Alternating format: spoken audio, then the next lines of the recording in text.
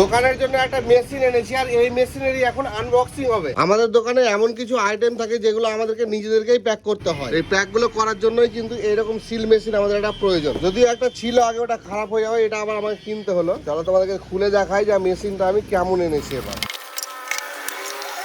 এই হলো আমাদের সিল মেশিন। এই মেশিনের কিন্তু এই যে কাপড়টা দেখতে পাচ্ছ, এই কাপড়টা খুব নষ্ট হয়, আর তার জন্য কোম্পানি এরকম একটা এক্সট্রা কাপড় দিয়েছে। এটা কিভাবে ইউজ করবে তার জন্য একটা গাইডও দিয়েছে, কিন্তু এগুলোর আর কি প্রয়োজন এই সামান্য এইটুকু মেশিনে। চলো এই মেশিনের মাধ্যমে এইগুলো প্যাক করে আমি তোমাদের দেখাবো যে আমরা কিভাবে এই মেশিনে প্যাক করি।